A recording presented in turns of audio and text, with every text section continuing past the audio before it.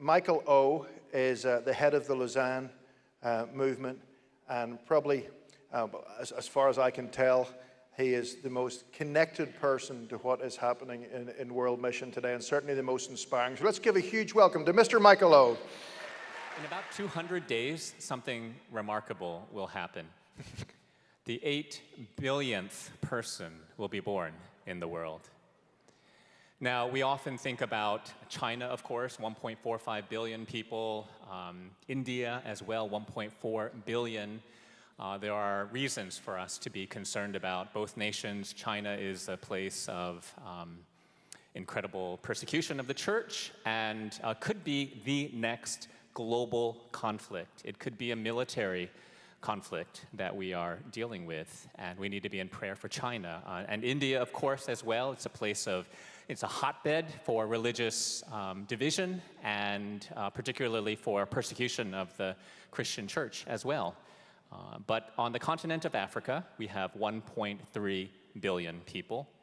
By the year 2050, that will double. Most of the population growth in the world in the next 28 years will be in Africa. So in the year 2050, 1/4 of the world will be African, and 50% of all global evangelicals will be African. So it is critical for us to be in prayer for Africa.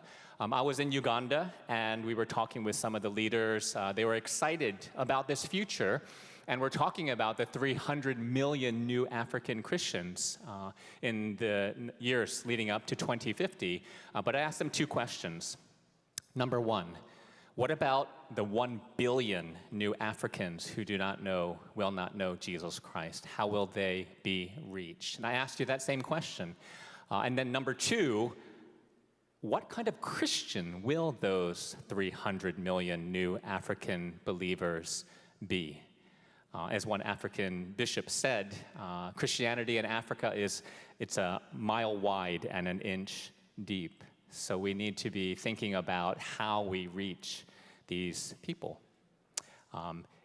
Africa is a battleground. It is a spiritual battleground. And the fault lines are literally, we can see them before our own eyes. Christianity is growing up from the south and also eastward, from the east into the west. But just as rapidly, actually more rapidly, we have Islam growing from the north, southward, and from the west, eastward. Christianity is growing in Africa. People are coming to the church. They're eager to know Jesus, but also they're asking for one more thing. They're looking for a job. But the church in Africa doesn't really have an answer to that question. Whereas Islam in Africa is actually creating really a socioeconomic, religious, political ecosystem that includes their religion, but also jobs and community. And they are viciously protecting this ecosphere and also persecuting those who won't enter into it. So the future of the world is African, the future of the global church is African, and the future of global mission is African, and one day we will hit 1 billion African believers.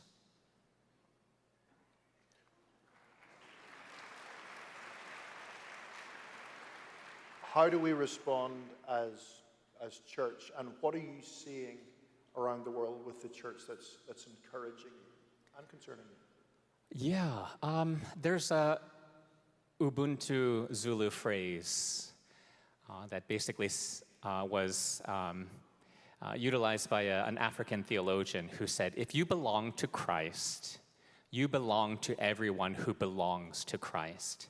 So the Ubuntu concept is, I am because we are. And one thing I would just say to all of us here and all listening in and challenge you with is that if you belong to Christ, you belong to everyone who belongs to Christ. What do we need to know about the global church today is you are a part of it. You are a part. And I want to ask you a question, which is this: how global is your faith? How global is your faith? When we talk about discipleship, we're often thinking about, when to grow deeper in our faith, kind of that y-axis. But we don't often talk about the breadth of our faith, that x-axis. And, there's so many Christians today who have a very monocultural Christianity, which is a global faith. And it's a tiniest slice of the faith that we have in Jesus Christ. And, for many people, they don't know about African theology. They don't know about Southeast Asian worship music. They don't know the stories of the persecuted church in North Korea and China and the Middle East and North Africa. So I want to challenge all of us to be thinking not just about going deeper in our faith, but really growing in the global breadth of our faith. We need to know our global family and also our global faith and break from the bonds of a single culture. That's